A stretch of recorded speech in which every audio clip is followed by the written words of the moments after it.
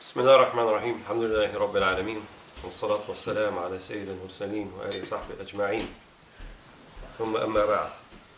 So we're reading from Tadrib Al-Salik إلى قراءة أقرب المسالك في مذهب مالك رحمه الله ورضي الله عنه وعن السادة أجمعين. So we have reached a chapter in the book of prayer dealing with what's called مبطلات الصلاة ومكروهاتها. So in the previous session we covered the wajibat, the obligatory acts of the prayer, and the recommended or the highly recommended sunnah acts of the prayer, as well as the meritorious acts or the mandub acts of the prayer. Now he's going to go into al-mubtilat, those things which actually invalidate the prayer. So if any of these things happen during the prayer, then the prayer is rendered invalid and one would have to ordinarily repeat it if one of these things or one or more of these things were to happen. So he says rahimahullah fasl, so section fi mubtalat as-salah wa makruhatiha, dealing with the mubtilat, that which invalidates the prayer, and that which is reprehensible in the prayer, very much disliked to do in the prayer. We did cover earlier in the section when we talked about shurut, the conditions of validity of the prayer. So if any of those are missing, that technically also invalidates the prayer, but those are considered to be not part of the prayer, they're considered outside of the prayer. So praying with not in a state of tahara, for example, not having wudu, obviously, if one wanted to do that on purpose, it would invalidate the prayer, but the wudu itself is considered something outside of the prayer. But these are all going to be considered from the arkan, or from the essentials of the prayer itself. So he says, تبطل الصلاة بترك فرض من فرائضها. So leaving out one of its integrals, فرض من الفرائض, whether that's out of ignorance or whether that is out of on purpose. If one forgets one of the farad from the fara'id, there is a way to remedy that, which is you'd have to do the rak'ah, the unit of prayer, over again.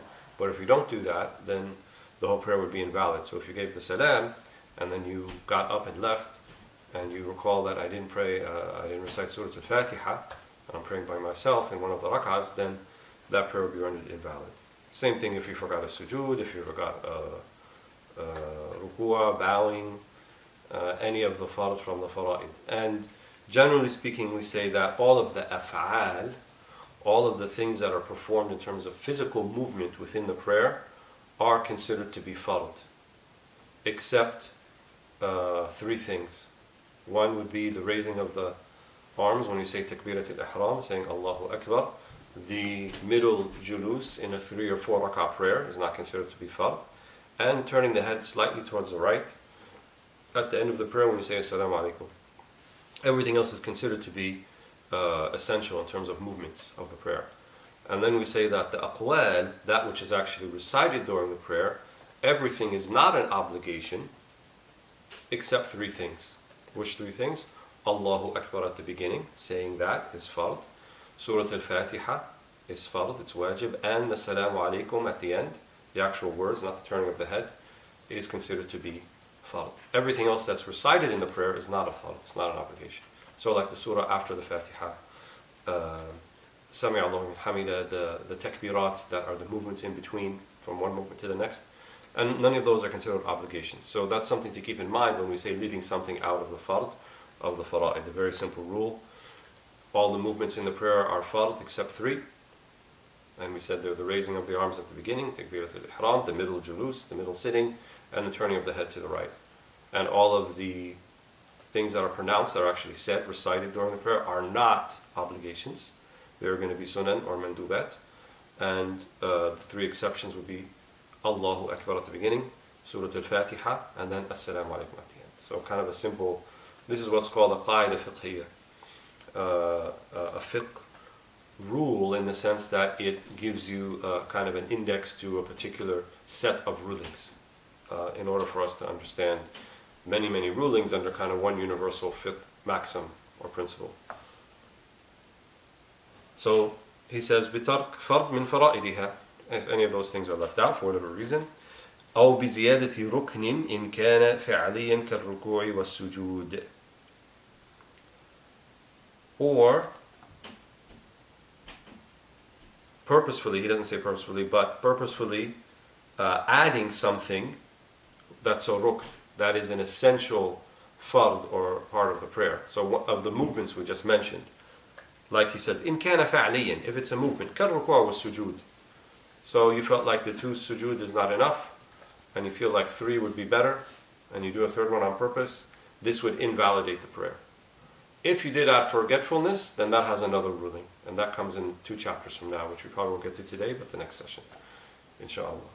But if one does so on purpose, then adding something to the prayer that's not from it necessarily invalidates the prayer if it's something fa'ali, something that is of a movement. So an exception to this would be things that are said.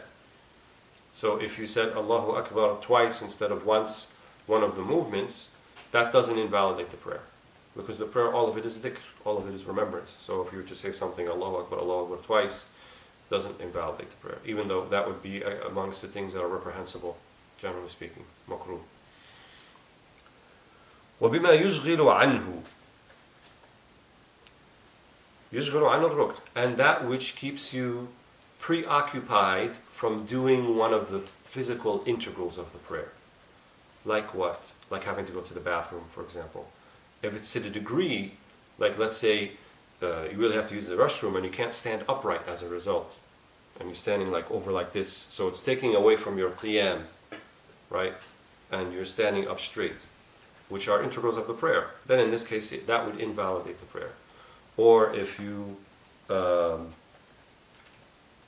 something that is in your mouth, chewing gum, even though chewing gum technically that would invalidate it because you're doing something that's almost akin to eating.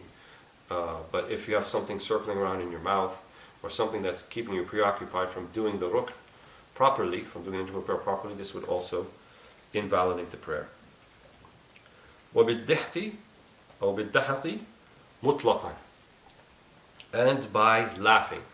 Here laughing means with a sound. If it's not with a sound, it's called ibtisam. It's called a smile in Arabic.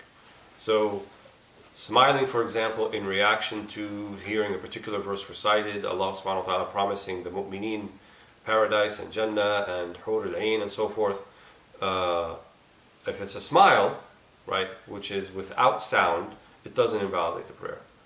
But if it's with ha ha ha, sometimes here he calls it dahaq, in Dardir's Aqrab al-Misal he calls it al-qahqaha, which sounds what it means, ha ha ha ha. So if one were to do it with a sound, whether involuntarily or voluntarily or whatever, you're praying and then your son is playing cute little cat videos or kitten videos and you see one and you start to laugh, oh, and you're praying at the same time, then this would invalidate the prayer if it's with a sound.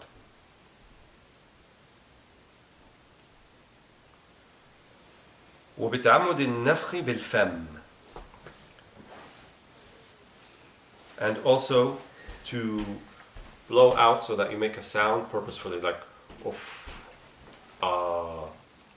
things like that. However, if it's something in reaction to a verse and it's kind of like sighing or moaning in khushu'a, right, like maybe accompanied by weeping, and it's something that's involuntary, this doesn't invalidate the prayer. In fact, it's something that's meritorious if it's from true wajid, you actually felt that, not that you're pretending to feel it.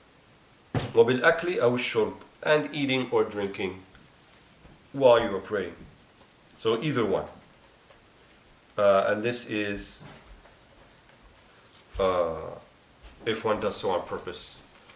If, however, you had eaten already and you had something stuck in between your teeth and then it came out and then you swallowed it, that does not invalidate the prayer. And Imam Malik's reasoning was that this doesn't invalidate fasting, which we'll get to in the book of fasting. If something that remained in your mouth after you had eaten in a time it was permissible to eat during the night in Ramadan, and then you prayed subah, and then like, oh wait, didn't quite get that with my dental floss and it's stuck, and then it came out and you swallowed it, that doesn't invalidate fasting. So min bab awla, as they say, from even from a more preferential kind of point of view, it doesn't invalidate the prayer as well. But if you're putting a cheeseburger in your mouth and you're eating at the same time and you think you can pray, then you cannot. And that sounds very strange, but I just had a Jum'ah a couple of Jum'ahs ago, and there were people who were actually eating during the Jum'ah, which I didn't understand that, but some people don't know. That's where they're at. So that's why we're doing this class, so that you can know and that we can remind ourselves as well. وبالقيء إلا ما قل أو طهر ولم يرجع بعد وصوله الفم منه شيء. Also vomiting, generally speaking, with the exception إلا ما قل وطهر, except that which is a little bit and is طاهر. So what's a little bit? It doesn't fill up your mouth just so that you have to expirate it, and it's طاهر. طاهر means it didn't get through the digestive system, kind of remained at the top of your stomach and came back up. But if it went through some digestive system and then it looks changed, how do you know it's tahir? If it looks changed from its original state of the food, then it's not tahir anymore. It's not considered to be pure. But if the green peas that you ate come out as green peas, then you can consider that to be still tahir. وَلَمْ يَرْجَعْ بَعْدُ وُصُولِهِ الْفَمْ مِنْهُ شَيْءٍ. Right? And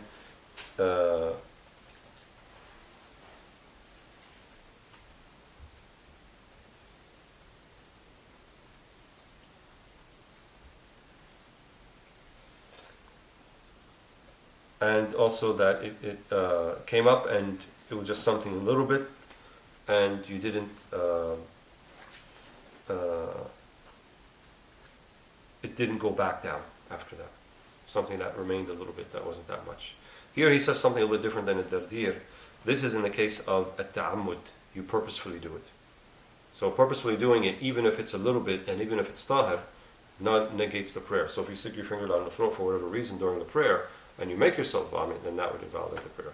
But if it's something that's you can't help, right, and you're able to kind of keep it in place and you don't have to throw it up. Otherwise, if you're about to throw up and you're sick, obviously you're going to leave the prayer and you go take care of your business and get well and then come back. وبالكلام إلا القليل لأصلاحها. And also speaking out, speaking from something that is not from the prayer. He said إلا القليل, something that's a little bit لأصلاح الصلاة, something that's to rectify the prayer. So this would be in a situation if, for example, you're praying behind an imam and the imam was about to stand up for the fifth rak'ah, for example, and it's only 4 rak'ahs, there's no fifth rak'ah in any of the prayers. So what would one do? In our madhab would be at-tasbih, both for men and women. So in our madhab, Imam Malik's understanding of at-tasfiq lin-nisa, that part of the hadith, which means clapping is for women, he meant like in general, women tend to clap, not that they should clap in the prayer. So even for women, if they're praying behind an imam and none of the men say anything, then they could say subhanallah, as a tanbih, as to remind the imam you're getting up for the fifth rak'ah, and you've already done 4.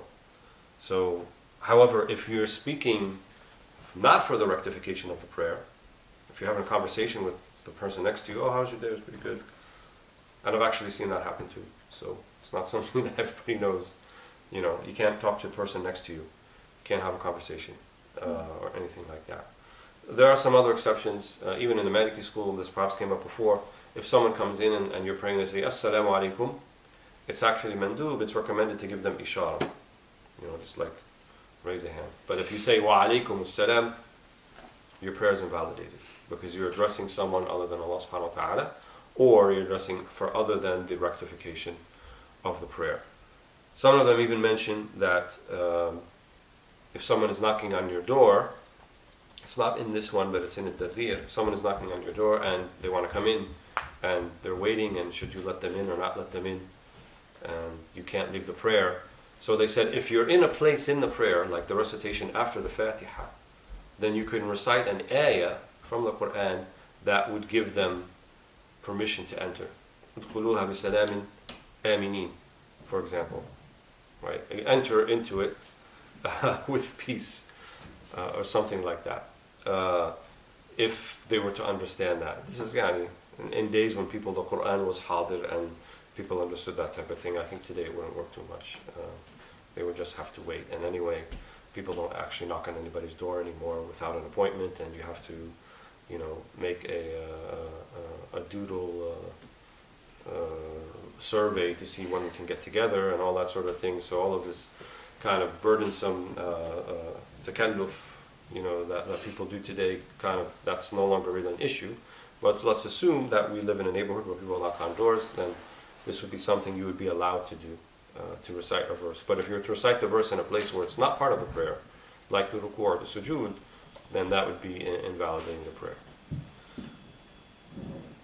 وبالسلام حال الشك في الإتمام وتصح مع ظن التمام إن تبين تحققه. This also comes up in a section later, but if I'm in the prayer and I have shak, I have doubt, which means I can't say one way or the other if I've done the requisite number of rak'ahs. So if I'm in a 4 rak'ah prayer like Dhuhr and Asr and Isha, I'm like, did I do 3 or 4? Okay, Assalamu alaikum. And I'm not sure if it was actually 3 or 4. If I give the salam during that period of shak, then this would invalidate the prayer.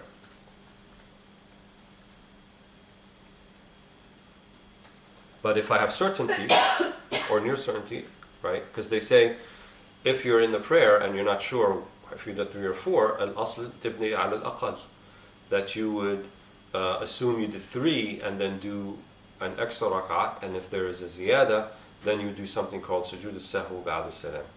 You would do the prostration of forgetfulness after the salam, so it's technically not part of the prayer. But if you don't do that, and you're not sure if you did the number right, and you still go outside of prayer, assalamu alaikum, then how could you have a valid prayer when you don't even know the number of rak'ahs if you've met the requirement?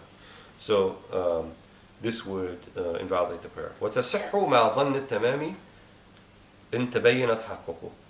However, it's valid if you have ظَنَّ التَّمَام, if you're like fairly certain, and then after you say the salam, you have to haqquk, right? People buy you and say, no, and you say to them, did we pray 3 or 4?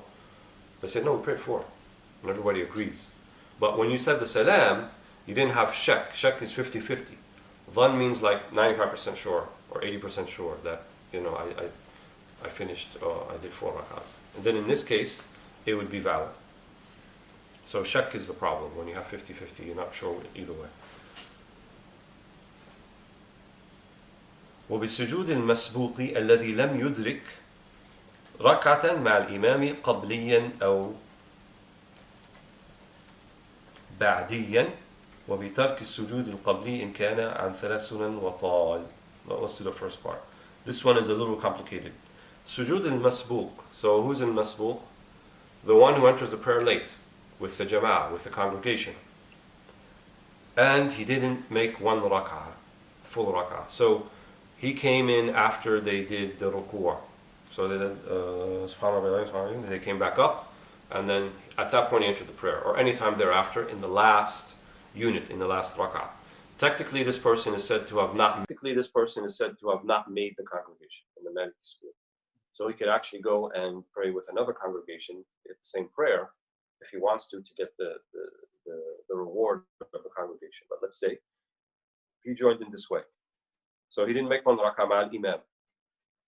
So if the imam had forgotten something, right, and he's doing sujood as-sahw in his prayer, either the one that comes before the salam or after the salam, as we'll get to later, and he does it with him, this would invalidate his prayer. Why? Because he's technically not part of the jama'ah. So he's adding something from him that's not from the prayer. So let me say that again. So the masbuq is the one who enters the prayer late with the imam, and he enters in the 4th rak'ah of a 4 rak'ah prayer, or the 2nd rak'ah of a 2-1, or the last rak'ah of maghrib, after the imam comes back up from his bowing, from his ruku'. So he didn't make the rak'ah. So technically he's not part of the jama'ah, even though he's going to follow them to the end. So if the imam had forgotten something or added something in his prayer, and he's going to do a prostration of forgetfulness, either before his salam or after his salam, and he does it with him,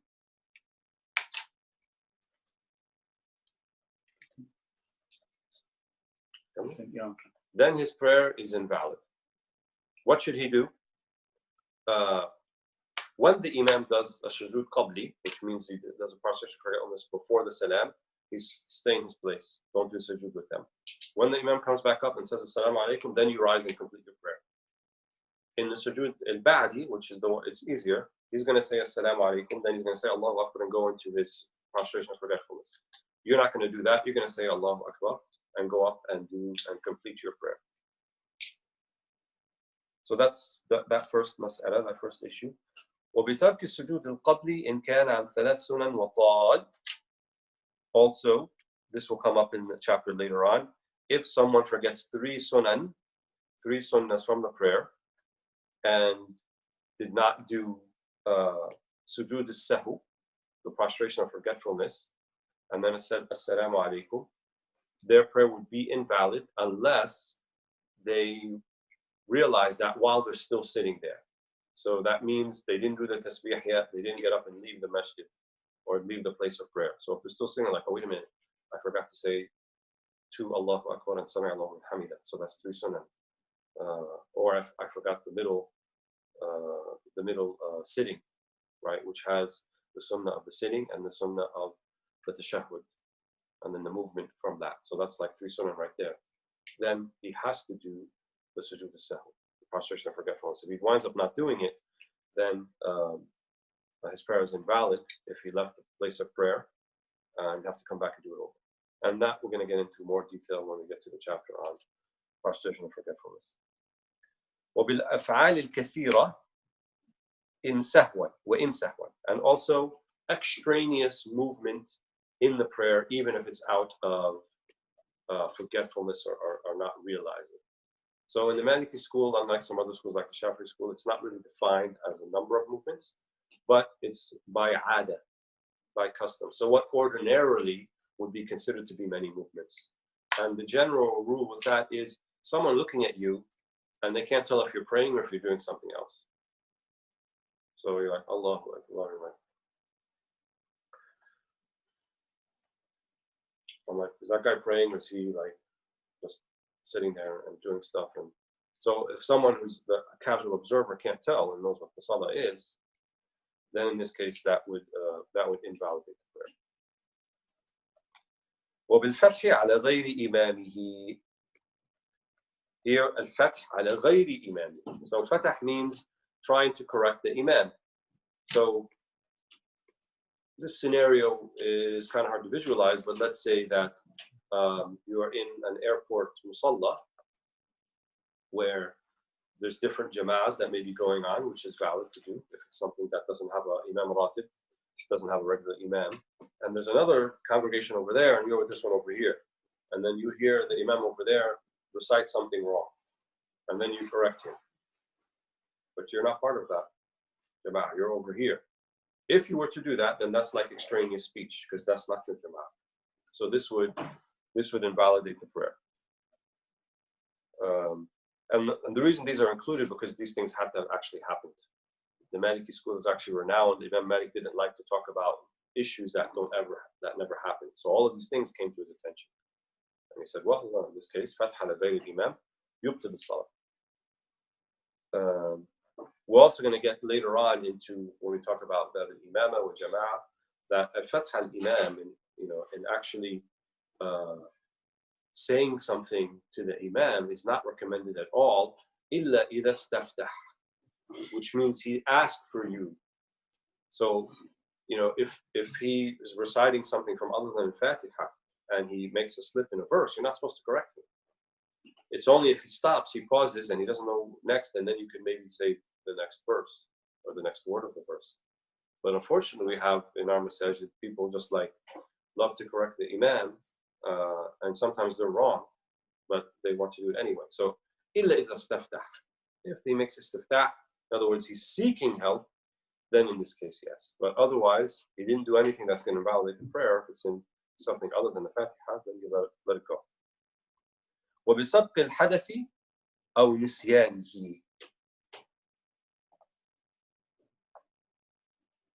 So sabq al-hadath means you lose your wudu in the prayer.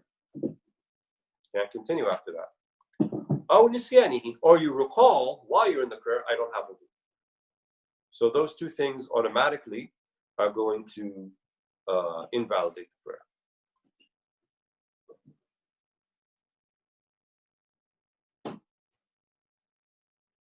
There's other things that were mentioned in Aqrab al-Masalik, he doesn't mention here, like kashf al-awra al-mughallada, the uncovering of the major awra that we went over. So for the men, it would be basically the rear or front private parts. For whatever reason, that gets uncovered. Maybe all they have to their name is a loincloth, and that's what they're covering with, and somehow wasn't enough. In their sujood, they became uncovered, and the whole rukn, the whole essential part of that prayer, they were uncovered. Then this would invalidate the prayer. And for the woman, it would be anything from the navel to the knees. So that means for women, if you prayed your prayer, and I think we said this in the other previous session, and then you notice that there's a lock of hair that was coming out from the back of your scarf, your hijab, and you didn't notice that until the prayer was over, you need to repeat your prayer? No, you do not need to repeat your prayer, because that is considered from al-awra al-mukhaffafa, from the minor awra. It still should be covered in the prayer and outside of the prayer, but it will not invalidate the prayer since it's not from the major awra, especially if you were not aware of it while you were praying. So that covers al-mubtilat, which is that which invalidates the prayer. Now he goes on to al-makruhat. Things that you do them don't invalidate, but nevertheless, they're not desired. So he says, وَالْمَكْرُهَاتِ الدُّعَاء أَثْنَاءَ الْفَاتِحَةِ. So making dua during the time of the recitation of the Fatiha. So the qiyam, right, each part of the prayer has something specific to it in terms of its movement, another movement. So we have four major kind of positions in the prayer. We have qiyam, standing up. We have ruku'ah, which is the bow. We have sujood, which is the prostration. Then we have the sitting. So each one of those things has something specific to it. So for the qiyam, it's qira'ah, which means recitation of the Quran. So one should not be making dua during that time. Of course, the second part of the Fatiha is a dua. اهدنا الصراط المستقيم صراط الذين أنعمت عليهم غير المغضوب عليهم ولا الضالين. That's a dua. Guide us to the straight path. So not counting that, obviously, but to say something like ربنا آتنا في الدنيا حسنة وفي الآخرة حسنة وقنا عذاب النار during the Fatiha time or the standing time, that's reprehensible or makruh. For the Maliki school, it's also disliked to say the isti'adha and the basmala before the Fatiha.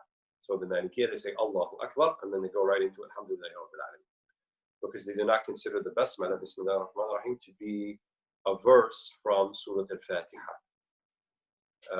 And that follows some of the qira'at, some of the canonical recitations of the Quran, like Warsh, the qira'at al-Nafi', don't consider the Fatiha, the basmala, to be a verse from any of the surah of the Quran, any of the chapters of the Quran, except Surah An-Naml. When the Queen of Sheba said about Sulaiman, وَإِنَّهُ بِسْمِ اللَّهِ الرَّحْمَنِ الرَّحِيمِ, which talked about the letter that she received from Sulaiman.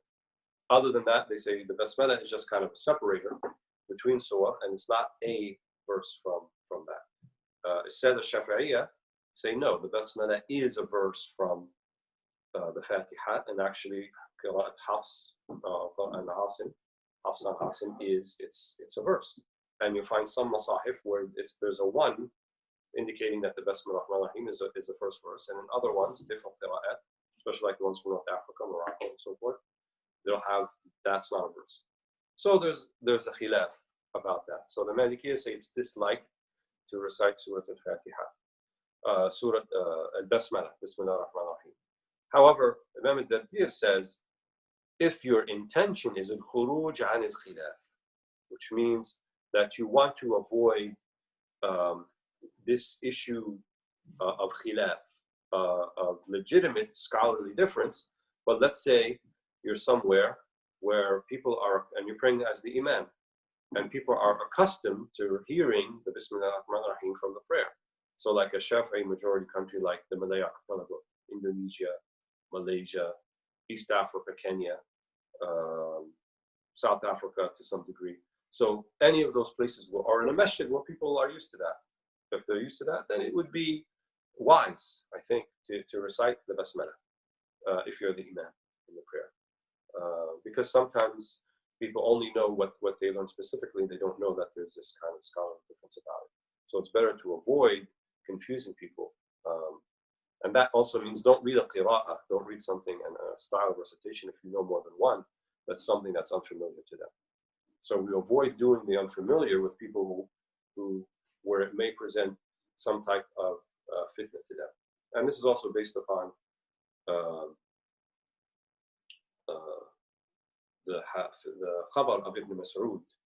It said that it's Ibn Mas'ud. Allahu A'lam is marfu or not, if it's something the Prophet said, but Ibn Mas'ud doesn't talk to his own volition. He only say something he believed the Prophet approved of or said, and he said that you do not bring something to a people that doesn't reach their intellect except it becomes a fitna for them, it becomes a trial and tribulation. So we don't want to be a trial and tribulation for people.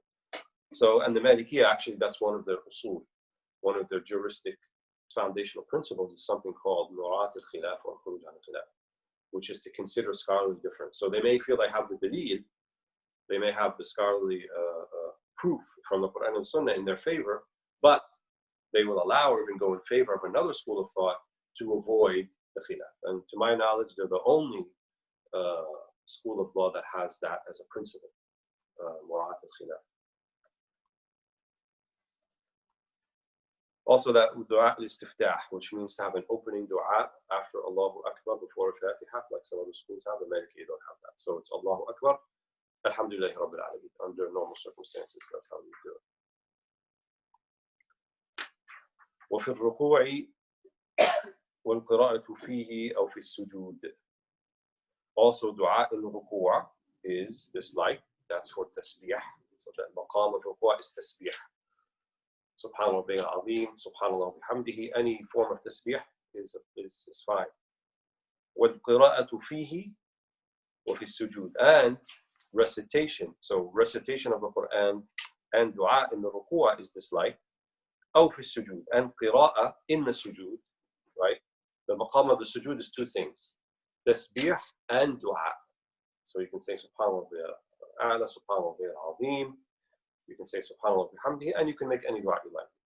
But to recite Quran in the sujood is disliked. Unless you're actually, it could be a verse from the Quran, but it's in the form of dua.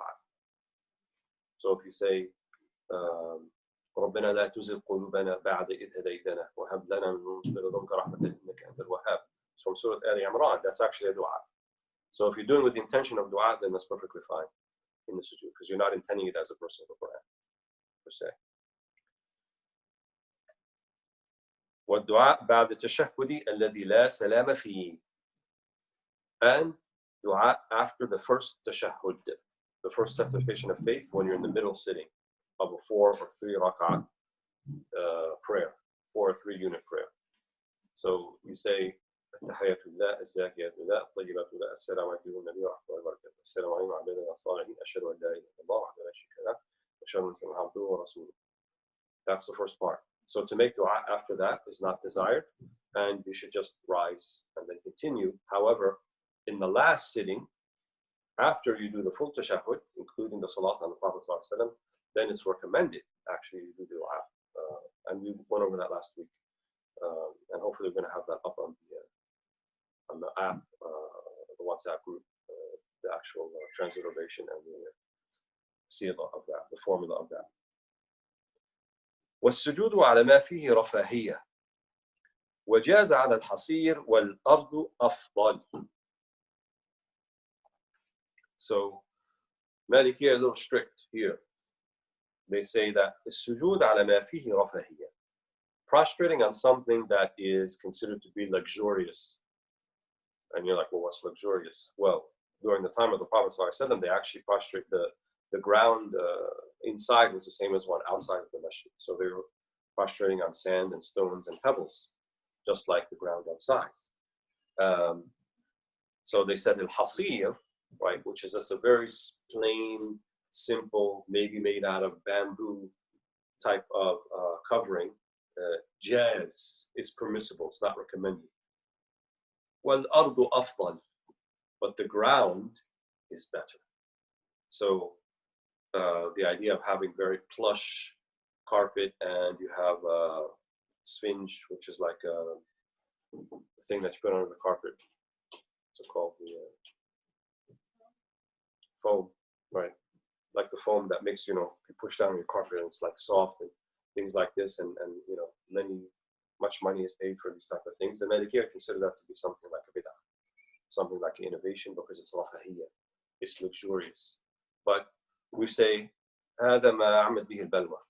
This is so now widespread, we're not going to go to every masjid and say, stop putting this very plush carpet. Some of the other schools may allow it, but the Maliki in general, they like things to be simple. However,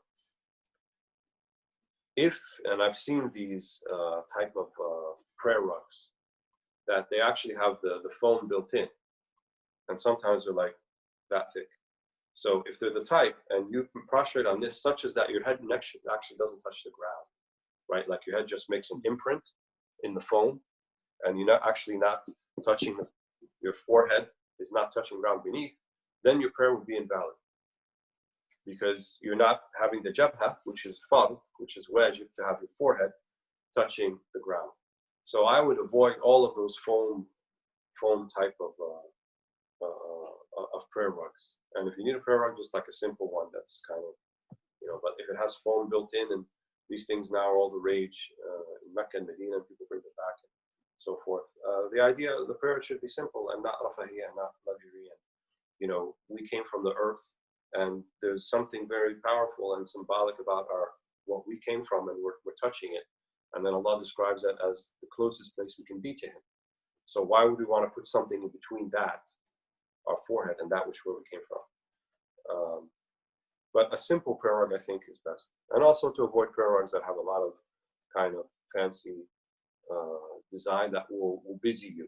So simplicity, and I would say even minimalism, is the thing we're looking for in terms of our prayer spaces, right? Elegance, yes, but a simple sort of elegance, not something that would be considered, palace-like.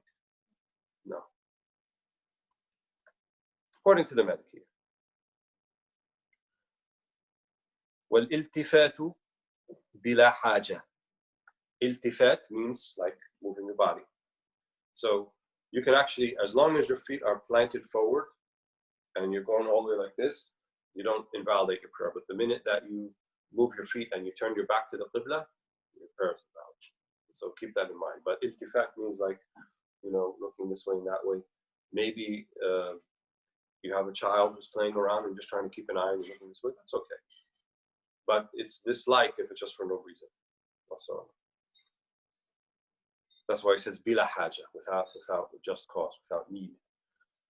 وتشبيك الأصابع وفرقعتها. تشبيك الأصابع means this. Why you would do that in the prayer, I'm not really sure. Or cracking your knuckles while you're in the prayer. Some people have nervous habits, so these things would be disliked during prayer. والإقعاء. إقعاء is a way of sitting, which means to sit so that normally when we'd be in the sitting position, we'd have our toes pointed towards the qibla. Iqa' would mean have your toes pointed backwards like this, so you're actually sitting on your heels, right? And then the front of the foot, sudur al-qadam, is like this rather than pointed like that. This would be disliked, unless you can't do the other position. Some people, it's very difficult for them to sit in that way, then they have the exception. But otherwise, if you're able to do it, then this is disliked. وَالتَّخَصُّرُ. At-takhassur means putting your hands on your hips. Again, that could be part of the nervous habit thing. Either Malikiya, we put our hands by our sides, or if you want to do qabd, it's okay. But this, no. وَالتَّغْمِيض, which is to close one's eyes, if you believe it's more pious to do so. However, if you do it because you have things that distract you in your room, or you're in a place, maybe a public place, and there's a lot of distracting things, and just want to kind of shut those things out, and you want to close your eyes, that's okay. If it's going to help you in terms of your khushu'ah, your reverence in the prayer, your hudur, presence in the prayer. But if it's for thinking it's necessarily more pious, it's not. The sunnah is to have the eyes open and either facing forward or to the place of prostration. ورفع رجل أو وضعها على الأخرى أو الإقران لا الاعتماد على واحدة. So this is talking about placement of the feet. رفع رجل أو وضعها على الأخرى. So raising one leg, like you're actually standing on one leg, or putting one over the other, like one leg over the other like that. These are things I dislike. Wal-iqranu, right? Iqran means having them very placed together. There should be some separation a little bit. لا الاعتماد على واحدة. الاعتماد على واحدة would be مبطل, right? If you're kind of not really standing and you're kind of just then staying on one side and you're not standing fully, then that's not qiyam, right? That's not standing. So that would be problematic. Quran is this. There's no distinction between men and women, from my understanding, yes. The only distinction will come when we talk about how they make sujood. So sujood, we went over last week, men have tajniyah, which means to have like wings, spread out a little bit, while women will be closer together. وَالسُّجُودُ عَلَى كَوْرِ عِمَامَتِهِ, and also making, if you're wearing an imama, a turban, to make sujood on the folds of the turban. So they said if it's one or two folds, it's disliked. But if it's more than that, like if it's really thick, such as your forehead is not touching the ground, then that invalidates the prayer. So the turban should be of kind of a number of wraps around, or wraps, so that your forehead can meet the ground. وَالتَّفَكُّرُ بِدُنْيَوِي, and thinking about dunya is makruh. Alhamdulillah, that doesn't invalidate the prayer, otherwise we'll all be in trouble. So, but they did say that if from the beginning of Takbirat al-Ihram all the way throughout the prayer, you didn't have one moment of akhirah, at least when you said Allahu Akbar, then this would be invalidating of the prayer. So you have to have at least the presence at the opening, the onset of the prayer. If you're unable to maintain it throughout, which is the case of most of us, then because that's the case for all of us. But one should try to avoid thinking about dunya while they're in the prayer. فإن كثرت الطيات أو غلب التفكر حتى لا يدري ما صلى بطلت صلاته. And we just mentioned this. So الطيات, which means if the folds are so many, right, that you can't make proper prostration from the forehead. أو غلب التفكر حتى لا يدري ما صلى, or you're thinking so much about dunya that you don't even remember what you're praying and how many rakats or anything like that. You're just completely oblivious. بطلت صلاته. Then the prayer becomes invalid.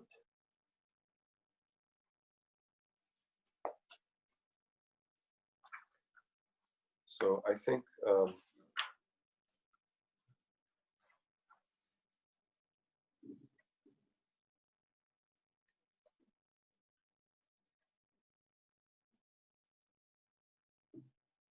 we'll do the section just about Salat al-Ajis and then finish there. So this section, first, يجب القيام في الفريضة. The deen is yusr, the deen is ease, and it looks at a general principle, like all of the things that we've described so far about the prayer, about the standing, the bowing, the sujood. All of that is under the principle that you have the ability to do so. What if you don't have the ability for whatever reason? And there's many people like that. They're infirm, they're incapable, maybe they had some limb amputations. For any of those reasons, then their prayers will look a little different, but it's going to be equally valid. However, there's a certain order of things that's prescribed in terms of when we take dispensations. So it's not just something that we kind of assume, but we have to follow a particular order. So the principle behind it is you are excused from doing that thing which you cannot perform. And the thing you can perform, provided and it's an integral, then you should be doing it. That's the general idea. So he says, يجب القيام في الفريضة استقلالا. We know it's fard, it's an obligatory thing to stand during the fard prayer istiqlalan, independently, which means not leaning on something, not something supporting your weight. That is an obligation. In the fard, what about the other prayers? It's not an obligation. So technically you can pray a sunnah prayer, you can pray shafa with sitting down, and it's valid. It's superior to pray standing up, but you can pray sitting down. Not how the 5 prayers? No, that's not the case. If you have the ability to stand independently, then you must stand. فَإِنْ عَجَزَ اسْتَنَدَ قَائِمًا. So what if you are unable to stand independently? Then the next step is to stand mustanidan, which means you're leaning on something. So maybe you have a wall you're leaning against, maybe a cane, maybe a crutch. Let's say you just twisted your ankle, or you broke a leg, and you can stand, but with crutches. If you can stand with crutches, then you have to stand. In that case, so that takes preference over sitting down. So فإن عجز استند قائما أو جلس مستقلا. However, if you go to the next one, right, which is to sit down, mustaqillan, not leaning on something independently, your prayer is not invalidated. But you violated the order of things. So it's superior for you to stand mustanidan, leaning on something, but your prayer is not valid. Your prayer is still valid if you wind up sitting down. And he doesn't mention here, but you did the wrong thing, which is kind of like haram, but you didn't invalidate your prayer. والترتيب بينهما مندوب. That's this book. Imam al-Tadrib said الترتيب بينهما واجب, which means the first thing is standing up independently, then standing up, leaning on something, then sitting down. So the order of these things is wajib. It's obligatory. But if let's take out the standing up independently, which is the normal or the azima, state of affairs, then the dispensation means you should follow the standing up, leaning on something, to do that if you're able to before you start sitting down. That's wajib. However, if you do the sitting down, as I said, your prayer is still valid. Then after that, what if you can't even sit down independently, like they said murabba, which means like sitting like I'm sitting, four-legged. What if you can't sit down like that? Then sit down istinadan. Then if you need to sit down leaning on something, then that would be the next step. What if you can't even do that? ثم اتجاع على شقه الأيمن فالأيسر. Then you could lay down, and your feet would be towards the qibla, and lay down on your right side. What if you can't lay down on your right side? Maybe you have something here, maybe you have burns, you can't put your body there. Then on your left side. What if you can't do your left side? Then on your back, if you can't do either of those sides. فعلى الظهر ورجلاه للقبلة ثم على البطن رأسه. What if you can't do it on your back? Then you could be on your stomach. ورأسه للقبلة, and your head facing the qibla. So if you're on your back, your feet are towards the qibla. If you're on your stomach, then your head is towards the qibla. وعلم أن تقديم الجلوس بحالتيه على ما بعده واجب كتأخير البطن وفيما بينهم يستحب الترتيب. So we're going by what Tadrib says, namely that when we get to the sitting, the laying down positions, the awla, first thing you do is on your right, then on your left, then on your back. What if you could do on your left, but you wound up doing it on your back? Then that's okay. The prayer is still valid. But if you do it on your stomach, and you're able to do it on your back or on your sides, the prayer is invalid. والخائف من النزول والعاجز يستقبلان في الفرض إن أمكن ويؤميان بالسجود. So الخائف من النزول, so someone who I don't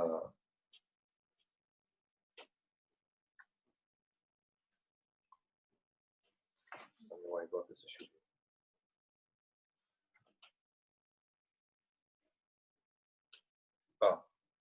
So let's say you're able to stand, but you can't do sujood or ruku'. And that's many people too, like bad knees, knee replacement, hip replacement, whatever. You can stand up, but and they said the khawf here is like in tayammum. So remember when we talked about tayammum, we said the same principle. If you're afraid that the water is going to harm you, or it's going to delay your recovery if you have like some skin sickness, or it's going to bring about a sickness, any of those three reasons, then you can do tayammum. So the same thing here. So if you think by going down ruku' or sujood, it'll bring about a sickness, like you become very dizzy, or you are already in a state and it will make it worse, or it will delay your recovery, then for any of these reasons, you don't have to do sujood and ruku'. So what do you do instead? You stand, in amkan, if you can, face the qibla, and have imat.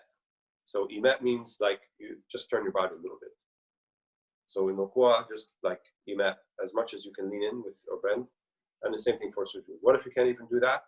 Then you can just do ishara or your head movements. You don't have to, and you can remain standing if you can stand, and you don't have to go down into sujood and ruku'. One thing he doesn't mention here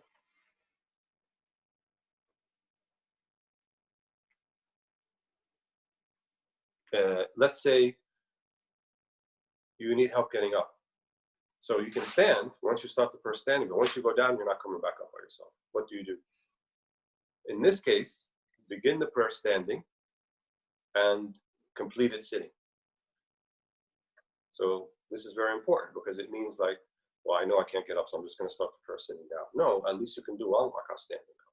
And if you can't get up independently and need help to get up, then in this case, complete the prayer sitting down.